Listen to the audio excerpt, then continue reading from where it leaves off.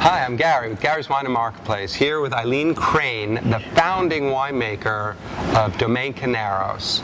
That means that I'm long in the tooth. I've been there so long. Wow, I was thinking Crane and Fisch. Crane and Fisch. That works. So that's just a thought. Yeah, that's It's a just thought. Surf and turf or something like that, yes. Who's the surf? Never mind, we're getting off track. Okay. Right away. So Domaine Carneros, why don't you tell us a little bit about Domaine Carneros while I pop the cork. The bottle. Well, Domaine Carneros is the beautiful chateau on the hill between Napa and Sonoma. You've probably seen it if you've ever been to wine country. I've seen it, but I've never been. Looking for a free lunch.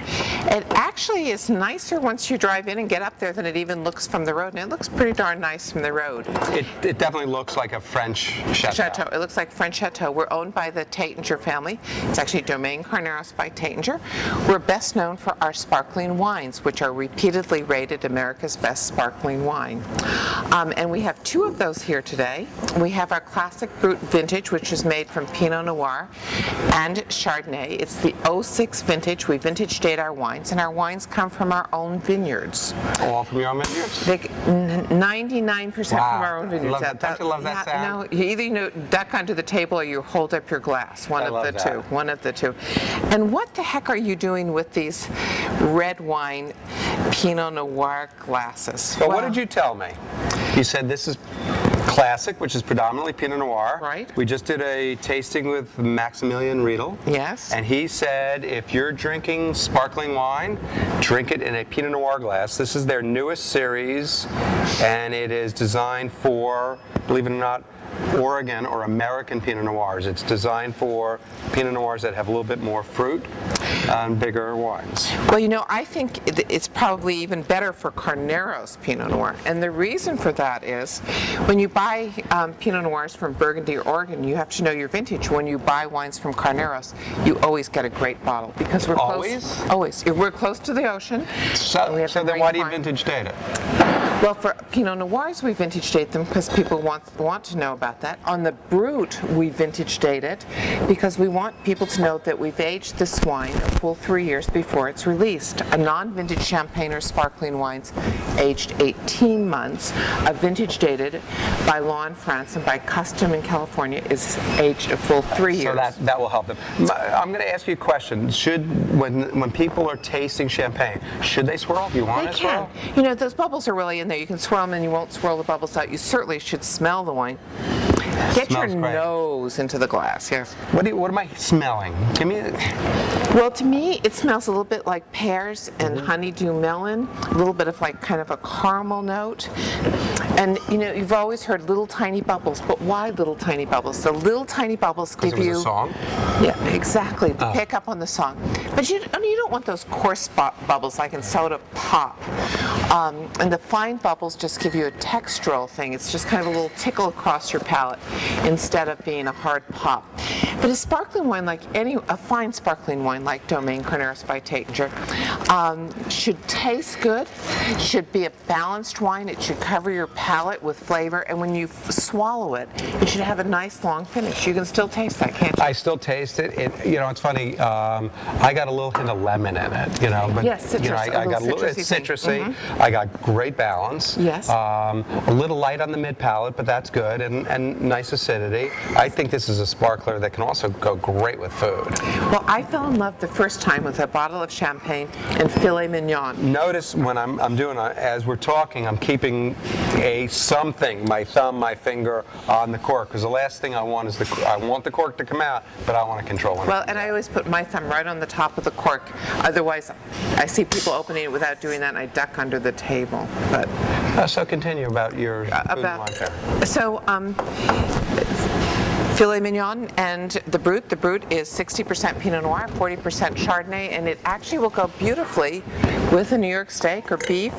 It balances differently than a Cabernet or a Zinfandel. I would never, ever try it. think that. I will try it now. It's worth it.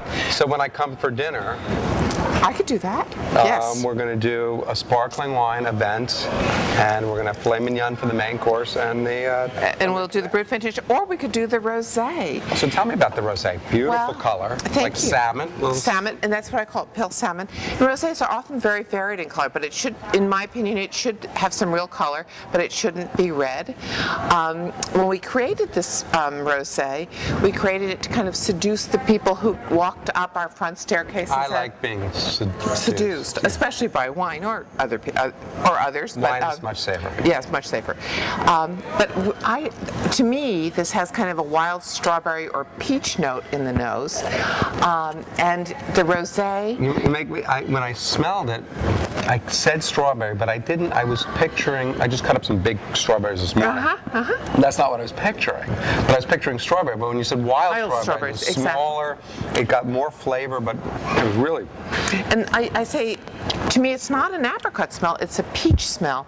And sometimes when I pour this into a flute, I'll add just as you normally would do. As I normally would do, except that Maximilian was here. What did you think about this? What do you think about it in the glass? I think you get the aroma. I think we get better aroma. I think you do too. You lose a little concentration on the bubble, but you have enough fine bubbles where I don't think that's a negative. It's not a negative. I think it enhanced your wine.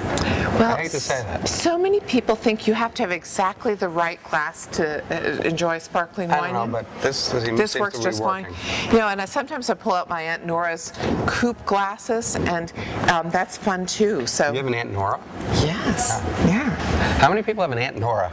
Wow, I know. Are you making fun of me now? Not at all. Not at all. Because you're from New Jersey originally. Yes, I am. Did you taste that? I didn't yet, but I will. I've tasted it once or twice before. What I'm going to do is I'm going to rinse the Pinot Noir because I'm too cheap to give you a second glass. Well, you didn't want to wash the dishes, one of the two. Exactly. I know what you're going to do. I'll pour that while you rinse that one.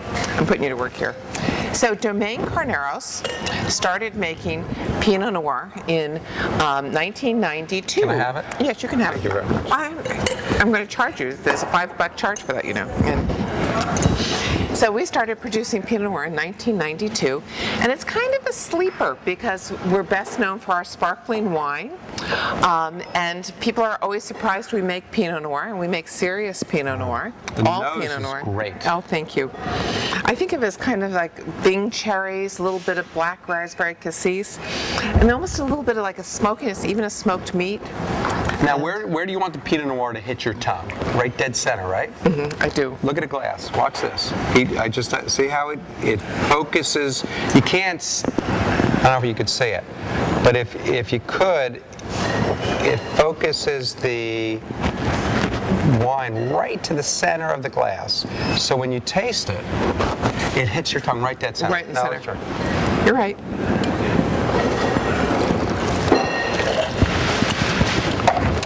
You know what? I think that guy Maximilian has something. It tastes different to me than it normally tastes pretty darn good, but this is even a step up. It's beautiful. The nose, like you said, the Bing cherry, it's got the great nose in the front. It's got fruit, and it hits you right in the center, and it kind of dissipates across the sides of your mouth. I got to tell you, this Pinot Noir is beautiful. It's not heavy. It's not that big, juicy, but it's got good balance, good structure, good fruit, good value.